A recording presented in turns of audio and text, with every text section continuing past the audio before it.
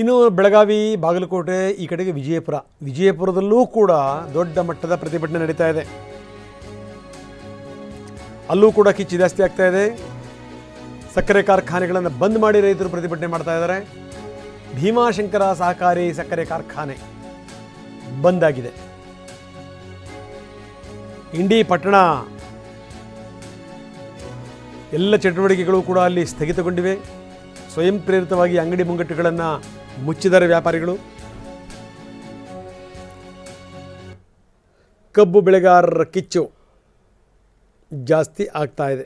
ಒಬ್ಬ ರೈತ ಬಾರ್ಕೋಲ್ ಚಳವಳಿ ನೋಡಿ ಚಾಟಿ ತಗೊಂಡು ಮೈ ಹೊಡ್ಕೊಳ್ತಾ ಇದ್ದಾನೆ. ಬಾರ್ಕೋಲ್ ತಗೊಂಡು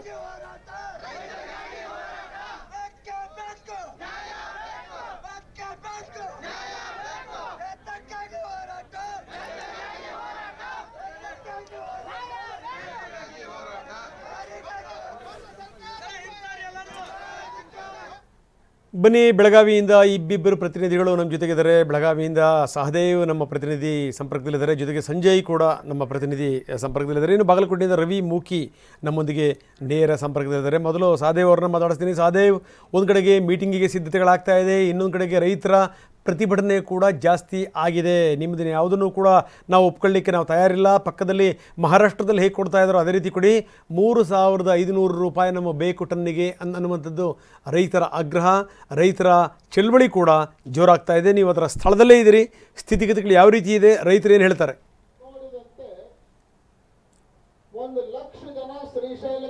ರಂಗನಾಥ್, ಕುರ್ಲಾಪುರದಲ್ಲಿ ಕಳೆದ 9 ದಿನಗಳಿಂದ ನಿರಂತರವಾಗಿ ರೈತರ ಹೋರಾಟ ನಡೀತಾ ಇರುವಂತದ್ದು. ಇವತ್ತು ಕೂಡ ಸಾಕಷ್ಟು ಈ ಒಂದು ಹೋರಾಟ ತೀವ್ರ ಸ್ವರೂಪವನ್ನು ಪಡೆದುಕೊಂಡಿರುವಂತದ್ದು. ಒಂದು ಕಡೆ ಸಾವಿರಾರು ಸಂಖ್ಯೆಯಲ್ಲಿ ಈಗಾಗಲೇ ರೈತ ಹೋರಾಟಗಾರರು ಜಮಾವಣೆಗೊಂಡಿರುವಂತದ್ದನ್ನು ಕೂಡ ದೃಶ್ಯಾವಳಿಗಳಲ್ಲಿ ಗಮನಿಸಬಹುದಾಗಿದೆ. ಸದ್ಯ ಈ ಒಂದು ಹೋರಾಟ ಇವತ್ತು ಕೊನೆ ಆಗ್ಲಿ ಅನ್ನುವಂತ ನಿಟ್ಟಿನಲ್ಲೇ ಕೂಡ ಎಲ್ಲ ರೈತರ ಭಾವನೆ ಇರುವಂತದ್ದು. ಆದ್ರೆ ಇವತ್ತು ಸರ್ಕಾರ ಯಾವ ರೀತಿಯಾಗಿ ರೈತರಿಗೆ ಒಂದು ಸಿಹಿ ಸುದ್ದಿ ಕೊಡುತ್ತಾ ಮತ್ತೆ ಕಹಿ ಆಗುತ್ತಾ ಅನ್ನುವಂಥದ್ದನ್ನು ಕೂಡ ಕೆಲವೇ ಹೊತ್ತಲ್ಲೇ ಗೊತ್ತಾಗುತ್ತೆ. ಆದ್ರೆ ಈ ಒಂದು ಕಡೆ ರೈತರು ಈಗಾಗಲೇ ಪ್ರತಿಭಟನೆಯನ್ನು ನಡೆಸ್ತಾ ಇದ್ರೆ, ಇನ್ನೊಂದು ಕಡೆ ಈ ಒಂದು ಹೋರಾಟಕ್ಕೆ ಎಲ್ಲ ಮಠಾಧೀಶರು ಕೂಡ ಸಾಥ್ ಕೊಟ್ಟಿರುವಂತದ್ದು. ಬಹುಮುಖ್ಯವಾಗಿ ಇಲ್ಲಿ ಶ್ರೀಶೈಲದ ಜಗದ್ಗುರುಗಳು ಈಗಾಗಲೇ ಬಂದು ರೈತರನ್ನು ಉದ್ದೇಶಿಸಿ ಮಾತಾಡ್ತಾ ಇದ್ದಾರೆ. ಅದರ ಜೊತೆಗೆ ಚಂದ್ರಶೇಖರ ಶಿವಾಚಾರ್ಯ ಸ್ವಾಮೀಜಿಗಳು ಸೇರಿದಂತೆ ಎಲ್ಲ ಮಹಾರಾಷ್ಟ್ರದಿಂದಲೂ ಕೂಡ ಮಠಾಧೀಶರು ಬಂದಿದ್ದಾರೆ. ಸೊ ಎಲ್ಲರೂ ಕೂಡ ರೈತರಿಗೆ ನಾವಿದ್ದೇವೆ ಅನ್ನುವಂತಹ ಸಂದೇಶವನ್ನ ಕೊಡ್ತಾ ಇರುವಂತದ್ದು. ಸದ್ಯ ಈ ಒಂದು ರೈತರನ್ನು ಉದ್ದೇಶಿಸಿ ಈಗಾಗಲೇ ಒಂದು ಕಡೆ ಶ್ರೀಶೈಲ ಜಗದ್ಗುರುಗಳು ಮಾತಾಡ್ತಾ ಇರುವಂತದ್ದನ್ನು ಕೂಡ ಕಾಣಿಸಬಹುದಾಗಿದೆ. ಈ ಒಂದು ಏನು ರೈತರ ಜೊತೆಗೆ ನಾವಿದ್ದೇವೆ ಅನ್ನುವಂಥ ಸಂದೇಶವನ್ನು ಕೂಡ ಕೊಡ್ತಾ ಇದ್ದಾರೆ. ಸ್ವಾಮೀಜಿ ಅವ್ರನ್ನೇ ರಂಗನಾಥ್ ನಾನು ಮಾತಾಡಿಸ್ತೇನೆ. ಕ್ಷಮೆ ಮಾಡ್ರಿ, ಈ ಒಂದು ಹೋರಾಟಕ್ಕೆ ನೀವು ಕೂಡ ಬೆನ್ನೆಲುಬಾಗಿ ನಿಂತಿದ್ದೀರಿ. ಸರ್ಕಾರ ಇವತ್ತು ರೈತರಿಗೆ ಏನಾದರೂ ಸಿಹಿ ಕೊಡ್ಬೋದು ಅನ್ನುವಂಥದ್ದು ಒಂದು ಕಡೆ ಐತಿ. ಶ್ರೀಶೈಲದಿಂದ ಬಂದಿರಿ ಅನ್ನುವಂಥ ಕಾರಣಕ್ಕಾಗಿ ರೈತರಿಗೂ ಅದೊಂದು ಆಶಾಭಾವನೆ ಹುಟ್ಕೊಂಡೈತಿ. ಖಂಡಿತವಾಗಲೂ ನಾವು ಅದೇ ಆಶಾಭಾವನೆಯನ್ನು ಇಟ್ಕೊಂಡೇನೆ 9ನೇ ದಿನದ ಈ ಹೋರಾಟದಲ್ಲಿ ರೈತರಿಗೆ ಬೆಂಬಲವನ್ನು ಸೂಚಿಸೋದಕ್ಕೆ ಶ್ರೀಶೈಲದಿಂದ ದಯಮಾಡಿಸಿದವರಾಗಿದ್ದೇವೆ. ಇವತ್ತು ಸರ್ಕಾರ ಮತ್ತು ಕಾರ್ಖಾನೆಯವರು ಮನಸ್ಸು ಮಾಡಿದ್ರೆ 3,500 ಕೊಡೋದೇನು ಭಾರ ಅಲ್ಲ, ವಜ್ಜೆ ಅಲ್ಲ. ಒಂದು ಸ್ವಲ್ಪ ಉದಾರತನವನ್ನು ಇವತ್ತು ಸರ್ಕಾರಿ ಕಾರ್ಖಾನೆಯವರು ತೋರಿಸಿದರೆ, ಜೊತೆಗೆ ಸರ್ಕಾರವೂ ಕೂಡ ಸ್ವಲ್ಪ ಉದಾರತೆಯನ್ನು ತೋರಿಸಬೇಕು.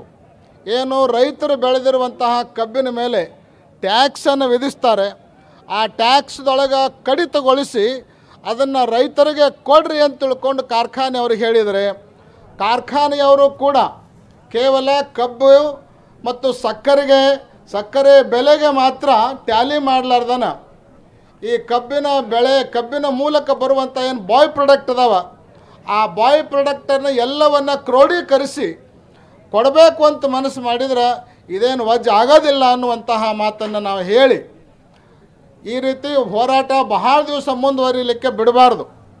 ಇದರಿಂದ ರೈತರಿಗೂ ತೊಂದರೆ ಆಗ್ತದೆ, ಕಾರ್ಖಾನೆಯವ್ರಿಗೂ ತೊಂದರೆ ಆಗ್ತದೆ. ಇವತ್ತು ಕಬ್ಬು ಬೆಳಿಬೇಕು ಅಂದ್ರೆ, ಕಬ್ಬು ಸರಿಯಾದ ಬೆಲೆಯನ್ನು ಪಡ್ಕೊಳ್ಬೇಕು ಅಂದ್ರೆ ರೈತರಿಗೂ ತೊಂದರೆ ಆಗಬಾರ್ದು. ರೈತರು ಉಳಿಬೇಕು ಮತ್ತು ಕಾರ್ಖಾನೆಗಳು ಉಳಿಬೇಕು.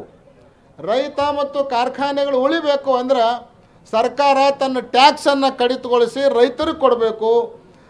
ಆಮೇಲೆ ಕಾರ್ಖಾನೆಯ ಮಾಲೀಕರು ಕೂಡ ಹೆಚ್ಚಿನ ಮಟ್ಟದಲ್ಲಿ ಹಣವನ್ನು ರೈತರಿಗೆ ಪಾವತಿ ಮಾಡಲಿಕ್ಕೆ ಮುಂದಾಗಬೇಕು ಅನ್ನುವಂಥ ಕರೆಯನ್ನು ಕೊಡೋದ್ರ ಜೊತೆಗೆ ಇವತ್ತು ಶತಾಯಗತಾಯ ನಡೀತಾ ಇರುವಂಥ ಮೀಟಿಂಗ್ನಲ್ಲಿ ನಮ್ಮ ರೈತರಿಗೆ ಒಂದು ಸಿಹಿ ಸುದ್ದಿಯನ್ನು ಕೊಡೋದ್ರ ಮೂಲಕ ಈ ಹೋರಾಟಕ್ಕೆ ಒಂದು ಸುಖಾಂತ್ಯವನ್ನು ಕಲ್ಪಿಸಿಕೊಡಬೇಕು ಅಂತ ನಾವು ಕರೆಯನ್ನು ಕೊಡ್ತಾ ಇದ್ದೇವೆ. ಎಸ್ ಸಹದೇವ್ ಸ್ವಾಮೀಜಿ ಅವರಿಗೆ ದಯವಿಟ್ಟು ಹೇಳಿ ತಾವು ಲೈವಲ್ಲಿದ್ದೀರಿ ಅಂತ, ಜೊತೆಗೆ ಏನಂದರೆ ಕೋಟ್ಯಾನುಗಟ್ಟಲೆ ಜನ ನೋಡ್ತಾ ಇದ್ದಾರೆ ಅಂತ ಸ್ವಾಮೀಜಿಯವ್ರ ಜೊತೆಗೆ ದಯವಿಟ್ಟು ತಮ್ಮ ಮಾತನ್ನು ಮುಂದುವರಿಸಿ. ಸಹದೇವ್ ಅವ್ರಿಗೆ ಹೇಳಿ ಲೈವಲ್ಲಿದ್ದೀರಿ ಅಂತ ಹೇಳಿ ಸ್ವಾಮೀಜಿಗಳಿಗೆ ಲೈವಲ್ಲಿದ್ದೀರಿ ಅಂತ ಹೇಳ್ಬಿಟ್ಟು ಅವ್ರ ಜೊತೆ ಮಾತಾಡಿ. ನಾನು ಮತ್ತೆ ಮಾತಾಡಿಸ್ತೇನೆ ರಂಗನಾಥ್ ಸ್ವಾಮೀಜಿ. ಏನಿಲ್ಲ, ಇವತ್ತು ಮೀಟಿಂಗ್ ಅಂತೂ ನಡೀತಾ ಇದೆ. ಈಗ ಮೀಟಿಂಗ್ ಅಲ್ಲಿ ಎಲ್ಲೋ ಒಂದ್ ಕಡೆ ಸಕ್ಕರೆ ಕಾರ್ಖಾನೆಯವರು 3,200 ಬಿಟ್ಟು ನಾವು ಹೋಗಲ್ಲ ಅನ್ನುವಂಥದ್ದನ್ನ ಹೇಳ್ತಾ ಇದ್ದಾರೆ. ಆ ಸಕ್ಕರೆ ಕಾರ್ಖಾನೆಯವ್ರಿಗೆ ಏನು ಕಿವಿ ಮಾತು ಹೇಳ್ಬೋದು? ಕಾರ್ಖಾನೆ ಮಾಲೀಕರಿಗೆ ನಾವು ಹೇಳಲಿಕ್ಕೆ ಬಯಸೋದಿಷ್ಟೇ, ಇವತ್ತು ಒಂದು ಕಾಲಕ್ಕೆ ಪರಿಸ್ಥಿತಿ ಏನಿತ್ತು ಅಂದ್ರೆ ರೈತರು ಬೆಳೆದಿರುವಂತಹ ಕಬ್ಬಿಗೆ ಸರಿಯಾದ ರೂಪ ಸಿಗಬೇಕು ಅಂದ್ರೆ ಕಾರ್ಖಾನೆಯಿಂದ ರೈತರು ಅನ್ನುವಂತಹ ಪರಿಸ್ಥಿತಿ ಒಂದು ಕಾಲಕ್ಕಿತ್ತು. ಆದರೆ ಇವತ್ತು ಆ ಪರಿಸ್ಥಿತಿ ಉಲ್ಟಾಗಿದೆ. ಕಾರ್ಖಾನೆಯಿಂದ ರೈತರಲ್ಲ, ರೈತರಿಂದ ಕಾರ್ಖಾನೆ ಅನ್ನುವಂಥ ಪರಿಸ್ಥಿತಿ ಇವತ್ತು ಬಂದಿದೆ. ಅದನ್ನು ದೃಷ್ಟಿಯೊಳಗಿಟ್ಟುಕೊಂಡು ಕಾರ್ಖಾನೆಗಳು ಉಳಿಬೇಕಾಗಿತ್ತು ಅಂದ್ರೆ ನೀವು ಇನ್ನೂ ಒಂದಿಷ್ಟು ಔದಾರ್ಯವನ್ನು ತೋರಿಸಬೇಕು, ಇನ್ನಷ್ಟು ಹೆಚ್ಚಿನ ಹಣವನ್ನು ಕೊಡಲಿಕ್ಕೆ ಮುಂದಾಗಬೇಕು ಅಂತ ಹೇಳಿ ನಾವು ಕಾರ್ಖಾನೆಯ ಮಾಲಕರಿಗೆ ಹೇಳೋದ್ರ ಜೊತೆಗೆ ಕೇವಲ ಮಾಲಕರ ಮೇಲೆ ನೀವು ಭಾರ ಹಾಕಿ ಸರ್ಕಾರದವರು ಕೈ ತೊಳ್ಕೊಳ್ಳುವಂಥ ಪ್ರಯತ್ನವನ್ನು ಮಾಡಲಾರ್ದೇ ಸರ್ಕಾರನೂ ಇದರಲ್ಲಿ ಔದಾರ್ಯವನ್ನು ತೋರಿಸಬೇಕು. ತಾನು ಪಡೆದುಕೊಳ್ಳುವಂಥ ಟ್ಯಾಕ್ಸನ್ನು ವಿನಾಯಿತಿಗೊಳಿಸಿ ರೈತರಿಗೆ ಕೊಡೋದಕ್ಕೆ ಸಹದೇವ್ ಸ್ವಾಮೀಜಿ ಅವರಿಗೆ ಕೇಳಿ. ಒಂದು ಪಕ್ಷ ಇವತ್ತು ಏನು ಮೀಟಿಂಗ್ ಮಾಡ್ತಾ ಇದ್ದಾರೆ, ಮೀಟಿಂಗ್ ನಲ್ಲಿ ನ್ಯಾಯ ಸಿಗಲಿಲ್ಲ ಅಂತಂದ್ರೆ ಹೋರಾಟವನ್ನು ಸ್ವಾಮೀಜಿಗಳು ಮುಂದುವರಿಸ್ತಾರ? ದಯವಿಟ್ಟು ಕೇಳಿ. ಏನು ಮಾತಾಡ್ತಾ ಇಲ್ಲ, 9 ದಿನಗಳಿಂದ ಹೋರಾಟ ಮಾಡ್ತಾ ಇದ್ದಾರೆ ರೈತರು ಬೀದಿಯಲ್ಲಿ ಕೂತ್ಕೊಂಡು ಅನ್ನುವಂಥದ್ದು. ಇದು ಒಳ್ಳೆಯ ರೀತಿಯಾಗಿರುವಂಥ ಬೆಳವಣಿಗೆ ಅಲ್ಲ. ಯಾಕೆ ಅಂತ ಕೇಳಿದರೆ ರೈತರು ಹೋರಾಟ ಮಾಡ್ತಾ ಇದ್ದಾರೆ ಅಂದರೆ ತಮ್ಮ ಹಕ್ಕಿಗಾಗಿ ಅವರು ಹೋರಾಟ ಮಾಡ್ತಾ ಇದ್ದಾರೆ. ಹಾಗಂತ ತಿಳ್ಕೊಂಡು ಕಾರ್ಖಾನೆಗಳು ದಿವಾಳಿ ಆಗಬೇಕು ಅಂತ ನಾವು ಹೇಳ್ತಾ ಇಲ್ಲ. ಕಾರ್ಖಾನೆಗಳು ಉಳಿಬೇಕು, ಅದರ ಜೊತೆಗೆ ಇವತ್ತು ರೈತರು ಉಳಿಬೇಕಾಗಿರುವಂಥ ಅನಿವಾರ್ಯ ಪರಿಸ್ಥಿತಿ ಇದೆ. ಅದಕ್ಕೆ ಕಾರ್ಖಾನೆ ಮಾಲೀಕರು ಇದಕ್ಕೆ ಸ್ಪಂದಿಸಬೇಕು. ಇದಕ್ಕೆ ಸ್ಪಂದಿಸದೆ ಹೋದರೆ ಇದರ ದುಷ್ಪರಿಣಾಮವನ್ನು ಅವರೇ ಅನುಭವಿಸಬೇಕಾಗ್ತದೆ ಅನ್ನುವಂಥದ್ದನ್ನು ನಾವು ಇಲ್ಲಿ ಹೇಳಲಿಕ್ಕೆ ಬಯಸ್ತೀವಿ. ಇವತ್ತೇನಾದರೂ ರೈತರ ಪರವಾಗಿ ತಮ್ಮ ಬೇಡಿಕೆಗಳ ಪರವಾಗಿ ಏನಾದರೂ ಸರ್ಕಾರ ಸ್ಪಂದಿಸ್ತಾ ಇದ್ರೆ ಅಥವಾ ಕಾರ್ಖಾನೆಗಳು ಸ್ಪಂದಿಸ್ತಾ ಇದ್ರೆ ಮುಂದಿನ ಹೋರಾಟ ತೀವ್ರ ಸ್ವರೂಪ ಪಡೆದುಕೊಳ್ಳುತ್ತೆ ಅನ್ನುವಂಥದ್ದನ್ನ ರೈತರು ಹೇಳ್ತಾ ಇದ್ದಾರೆ. ಆ ಹೋರಾಟದಲ್ಲಿ ತಾವೆಲ್ಲರೂ ಕೂಡ ಭಾಗಿಯಾಗ್ತೀರಾ ಅನ್ನುವಂಥದ್ದು. ಸ್ಪಂದಿಸದೆ ಹೋದರೆ ರೈತರು ಈಗಾಗಲೇ ಹೇಳಿದಂತೆ ರೈತ ಮುಖಂಡರು ನಾವು ಈ ಹೋರಾಟವನ್ನು ಇನ್ನೂ ತೀವ್ರಗೊಳಿಸ್ತೀವಿ ಅನ್ನುವಂತಹ ಮಾತನ್ನು ಹೇಳಿದ್ದಾರೆ. ಅದನ್ನು ನಾವು ಸ್ವಾಗತಿಸ್ತೇವೆ. ಅಷ್ಟೇ ಅಲ್ಲ, ತೀವ್ರಗೊಂಡಿರುವ ಹೋರಾಟದಲ್ಲೂ ಕೂಡ ಜಗದ್ಗುರುಗಳು ಎಲ್ಲ ಮಠಾಧೀಶರು ಖಂಡಿತವಾಗಲೂ ಭಾಗ ತಗೊಳ್ತಾರೆ ಅನ್ನುವಂಥದ್ದನ್ನು ಹೇಳಲಿಕ್ಕೆ ಬಯಸ್ತೇವೆ. ರಂಗನಾಥ್, ಸದ್ಯ ಈಗ ಒಂದ್ ಕಡೆ ಸರ್ಕಾರ ಸಿಹಿ ಸುದ್ದಿ ಕೊಡ್ಲಿ ಅನ್ನುವಂಥದ್ದು, ಒಂದು ವೇಳೆ ಸರ್ಕಾರ ಸ್ಪಂದಿಸ್ತಾ ಇದ್ರೆ ರೈತರ ಹೋರಾಟದಲ್ಲಿ ನಾವು ಇರ್ತೇವೆ ಅನ್ನುವಂಥ ಮಾತನ್ನು ಕೂಡ ಹೇಳ್ತಾ ಇರುವಂಥದ್ದು.